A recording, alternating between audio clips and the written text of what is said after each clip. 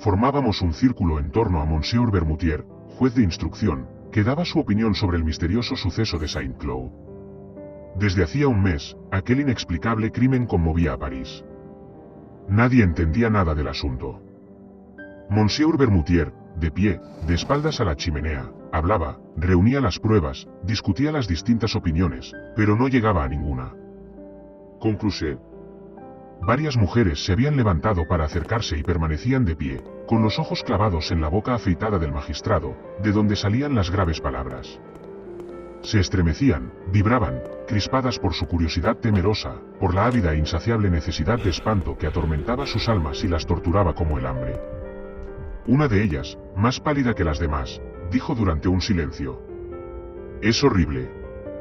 Esto roza lo sobrenatural. Nunca se sabrá nada». El magistrado se dio la vuelta hacia ella. «Sí, madame, es probable que no se sepa nunca nada.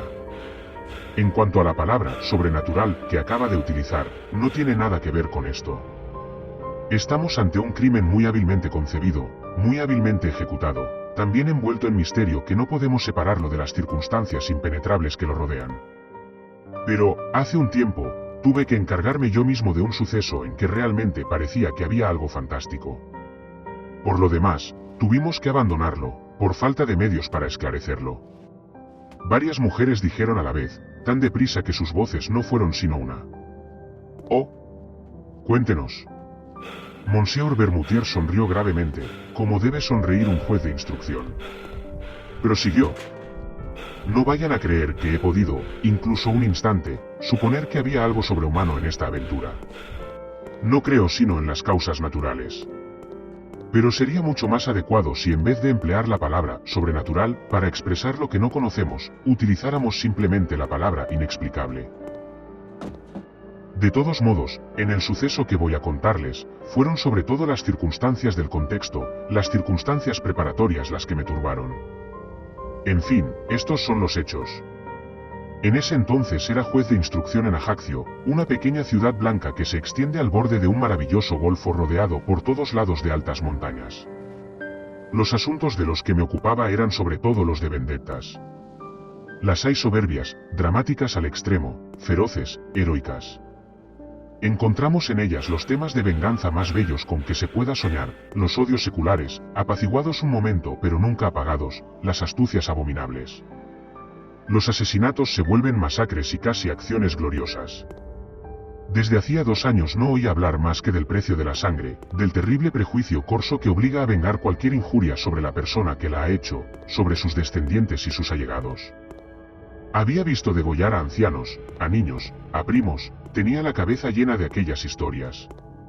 Un día me enteré de que un inglés acababa de alquilar por varios años un pequeño chalet en el fondo del Golfo. Había traído con él a un criado francés, contratado al pasar por Marsella. Pronto todo el mundo se interesó por aquel singular personaje, que vivía solo en su residencia y que no salía sino para cazar y pescar. No hablaba con nadie, no iba nunca a la ciudad, y cada mañana se entrenaba durante 1 o 2 horas en disparar con la pistola y la carabina. Se crearon leyendas en torno a él. Se pretendió que era un alto personaje que huía de su patria por motivos políticos, luego se afirmó que se escondía tras haber cometido un espantoso crimen. Incluso se mencionaban circunstancias particularmente horribles. En mi calidad de juez de instrucción, quise tener alguna información sobre aquel hombre, pero me fue imposible enterarme de nada. Se hacía llamar Sir John Robel. Creo que grité y después perdí el sentido, continuó diciendo mamá. A la mañana siguiente pensé que todo había sido un sueño. Pero por la noche, a la misma hora, volvió a suceder y lo mismo sucede noche a noche. Después de esta plática con mi madre también yo comencé a vivir los días más angustiosos de mi existencia. Perdí el interés por mi trabajo, me sentía cansado y lento. Durante las horas que pasaba en la oficina me convertía en un autómata. Creo que he perdido la razón. El relato interrumpido, la angustia transformando su rostro, su desesperación, giraban de continuo en mi mente.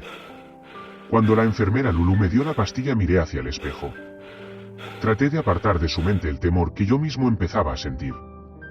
Le prometí aclararlo todo y devolverle la tranquilidad y la confianza en sí misma. Dadas las condiciones en que se encontraba, los médicos decidieron que necesitaba mayor reposo, y solo me permitieron visitarla miércoles y domingos. Yo pasaba los días y la mayor parte de las noches tratando de encontrar alguna explicación a todo aquello, y la forma de remediarlo. Un día pensé que tal vez a mi madre le desagradaba la enfermera Lulú, en forma consciente o inconsciente, o le recordaba alguna vivencia de su infancia, provocando esto aquella extraña situación. Inmediatamente fui a ver a la jefa de enfermeras para suplicarle que cambiara a la enfermera de noche. Creí haber acertado. La señorita Eduviges sustituyó a la enfermera Lulú, con gran satisfacción de mi parte. Esto sucedió un jueves y tuve que esperar hasta el domingo para saber el resultado del cambio. El domingo desperté temprano y me vestí sin tardanza. Quería estar a las 10 en punto de la mañana en el hospital. Desayuné deprisa, bastante nervioso. Por el camino compré unos claveles. A mamá le gustaban mucho las flores y le entusiasmaba que se las obsequiaran. Se había hecho arreglar con todo cuidado para recibirme, pero ningún cosmético podía borrar las huellas del tormento interior. La muerte, luego, dejando hueco que yo debía llenar con el afecto de un hermano. De hermano, a ella, Enid, que era mi sola sed de dicha en el inmenso mundo. A los 3 días de la escena que acabo de relatar regresamos a Hollywood. Y un mes más tarde se repetía exactamente la situación, yo de nuevo a los pies de Enid con la cabeza en sus rodillas, y ella queriendo evitarlo. Te amo cada día más, Enid. Guillermo, dime que algún día me querrás. No. Dime solamente que estás convencida de cuánto te amo. No, dímelo, déjame. ¿No ves que me estás haciendo sufrir de un modo horrible? Y al sentirme temblar mudo sobre el altar de sus rodillas, bruscamente me levantó la cara entre las manos. Pero déjame, te digo. Déjame. ¿No ves que también te quiero con toda el alma y que estamos cometiendo un crimen? 4 meses justos, 120 días transcurridos apenas desde la muerte del hombre que ella amó, del amigo que me había interpuesto como un velo protector entre su mujer y un nuevo amor, abrevió. Tan hondo y compenetrado fue el nuestro, que aún hoy me pregunto con asombro qué finalidad absurda pudieron haber tenido nuestras vidas de no habernos encontrado por bajo de los brazos de Wyoming. Una noche, estábamos en Nueva York, me enteré que se pasaba por fin el Páramo, una de las 2 cintas de que he hablado, y cuyo estreno se esperaba con ansiedad. Yo también tenía el más vivo interés de verla, y se lo propuse a Enid. ¿Por qué no? Un largo rato nos miramos, una eternidad de silencio, durante el cual el recuerdo galopó hacia atrás entre derrumbamiento de nieve y caras agónicas. Pero la mirada de Enid era la vida misma, y presto entre el terciopelo húmedo de sus ojos y los míos no me dio sino la dicha convulsiva de adorarnos. Y nada más, fuimos al Metropole, y desde la penumbra rojiza del palco vimos aparecer, enorme y con el rostro más blanco que la hora de morir, a Duncan Wyoming. Sentí temblar bajo mi mano el brazo de Enid. Duncan. Pero el rostro permanecía impenetrable, tranquilo y benévolo. Cambié de tema de conversación y admiré las escopetas. Noté sin embargo que había 3 revólveres cargados encima de unos muebles, como si aquel hombre viviera con el temor constante de un ataque. Volví varias veces a su casa. Después dejé de visitarlo. Nos habíamos acostumbrado a su presencia, ya no interesaba a nadie. Transcurrió un año entero. Una mañana, hacia finales de noviembre, mi criado me despertó anunciando que Sir John Robel había sido asesinado durante la noche. Media hora más tarde entraba en casa del inglés con el comisario jefe y el capitán de la gendarmería.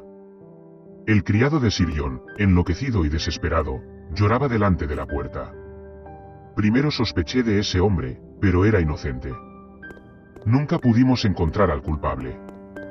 Cuando entré en el salón, distinguí al primer vistazo el cadáver extendido boca arriba, en el centro del cuarto. El chaleco estaba desgarrado, una manga colgaba arrancada, todo indicaba que había tenido lugar una lucha terrible. El inglés había muerto estrangulado. Su rostro negro e hinchado, pavoroso, parecía expresar un espanto abominable, llevaba algo entre sus dientes apretados, y su cuello, perforado con 5 agujeros que parecían haber sido hechos con puntas de hierro, estaba cubierto de sangre. Un médico se unió a nosotros. Examinó durante mucho tiempo las huellas de dedos en la carne y dijo estas extrañas palabras. Parece que hubiera sido estrangulado por un esqueleto. Un escalofrío me recorrió la espalda y eché una mirada hacia la pared, en el lugar donde otrora había visto la horrible mano despellejada. Ya no estaba allí. La cadena, quebrada, colgaba. Entonces me incliné hacia el muerto y encontré en su boca crispada uno de los dedos de la mano desaparecida, cortada o más bien serrada por los dientes, justo en la segunda falange. Luego se procedió a las comprobaciones. No se descubrió nada. Ninguna puerta había sido forzada, ninguna ventana, ningún mueble. Los 2 perros de guardia no habían despertado. Esta es, en pocas palabras, la declaración del criado. Desde hacía un mes su amo parecía estar agitado. Había recibido muchas cartas, que había quemado a medida que iban llegando. A menudo, con una fusta, preso de una ira que parecía demencia, había golpeado con furor aquella mano reseca, lacrada en la pared, y ahora desaparecida, no se sabe cómo, desde la misma hora del crimen. Se acostaba muy tarde y se encerraba cuidadosamente. Siempre tenía armas al alcance de la mano. A menudo, por la noche, hablaba en voz alta, como si discutiera con alguien. Aquella noche daba la casualidad de que no había hecho ningún ruido, y hasta que no fue a abrir las ventanas el criado no había encontrado a Sir John asesinado. No sospechaba de nadie. Comuniqué lo que sabía del muerto a los magistrados y a los funcionarios de la fuerza pública, y se llevó a cabo en toda la isla una investigación minuciosa. No se descubrió nada.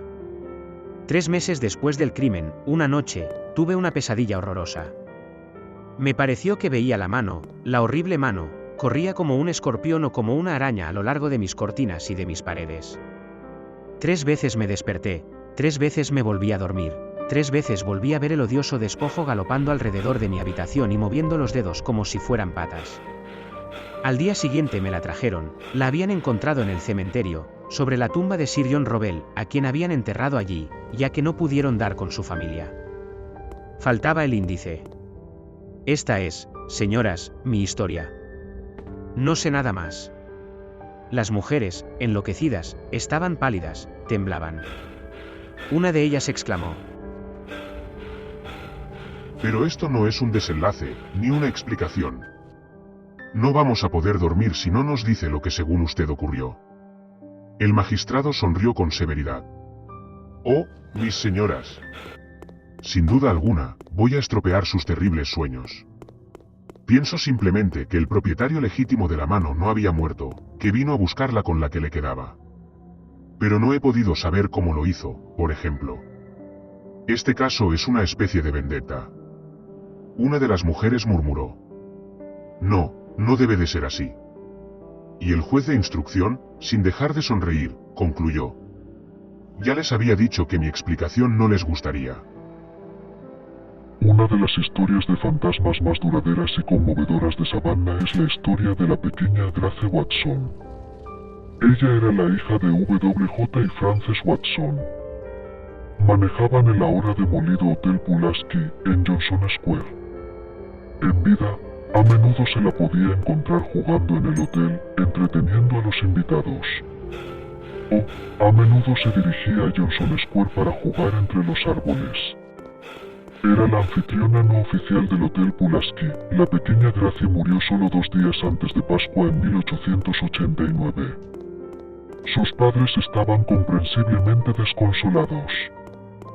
Su padre tenía un escultor, John Balfe, encargado de la tumba de su hija. Era una representación de tamaño real y a medida de la pequeña Gracie. Su cuerpo fue enterrado en el cementerio de Buenaventura.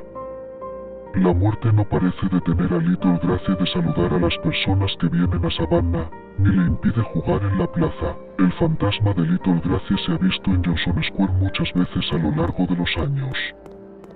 Debo decir que nunca he visto su fantasma y nunca he hablado con nadie que haya visto su fantasma.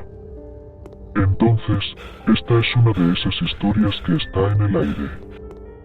Sin embargo, no veo por qué no pudo suceder. Se ha visto a su fantasma jugando en la plaza, corriendo por los arbustos e incluso interactuando con la gente. Muy a menudo, los informes provienen de alguien que está sentado en silencio en uno de los bancos de Johnson Square a altas horas de la noche. Verán a una niña pequeña, vestida de blanco, corriendo por Johnson Square.